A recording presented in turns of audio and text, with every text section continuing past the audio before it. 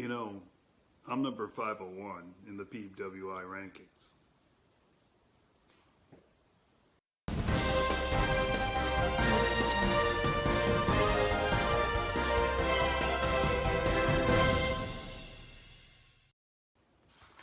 Welcome back to the week that was in wrestling. I'm your host, BC Hunter. Just call us the Beatles because it's 8 days a week this time in this supersized edition of WWTT TWTWW.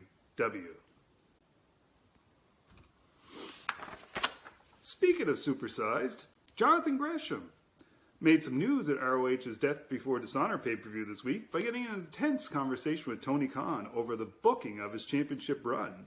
He even went as far as mentioning his PWI 500 ranking of number 20, which actually catapulted him to number 1 as far as out of touch with reality individuals in his own household.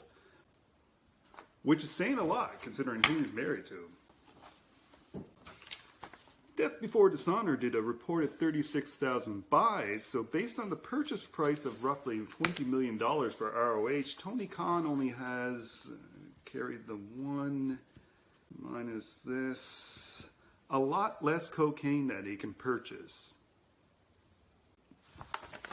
Over on Raw, Austin Theory must be feeling like the prettiest girl in prison right now, with Vince McMahon no longer in power. Roman Reigns even inspired a "Who's Your Daddy's" chant during the opening monologue. But after that evisceration, it's clear that Roman Reigns is Austin Theory's daddy.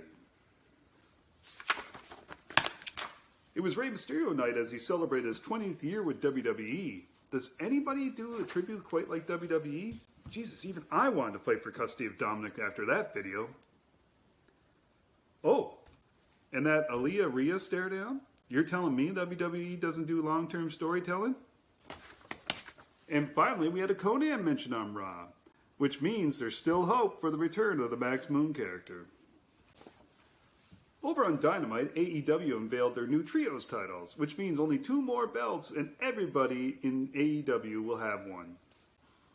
I personally cannot wait for the Young Bucks to take those titles off of FTR and a partner of their choosing, and then never return the favor.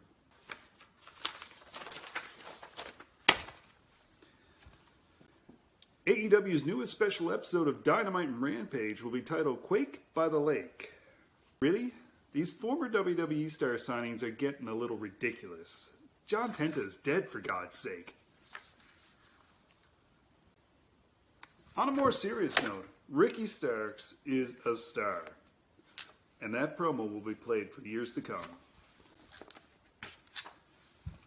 Now on to Impact. I swear I'm trying to come up with something funny about them every week, but it's just not happening. Damn them and their consistency. On SmackDown, Drew McIntyre and Sheamus once again proved why I will never step in the ring with Drew McIntyre or Sheamus. They beat the ever-loving piss out of each other in a good old-fashioned Donnybrook match, and as someone of 3/4 Irish and 1/4 Scottish descent, I can confirm the accuracy of that battle right down to the moment of regret and tears before kicking your best friend's head off.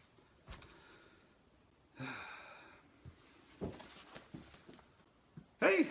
Max Dupree was back with the Maximum Male Models, but the internet said...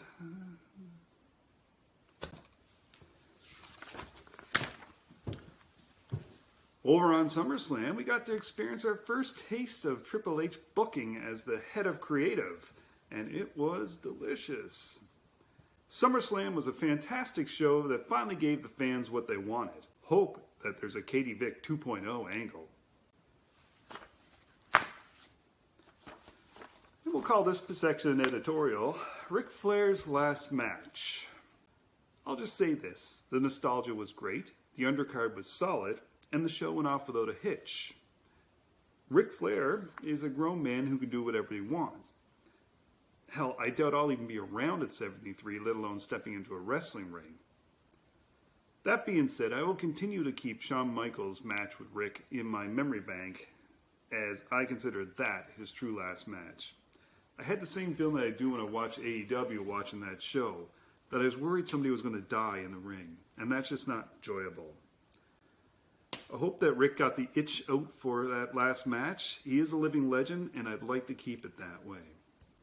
Side note, is this possibly Conrad Thompson dipping his toes in the waters to be a legitimate third brand?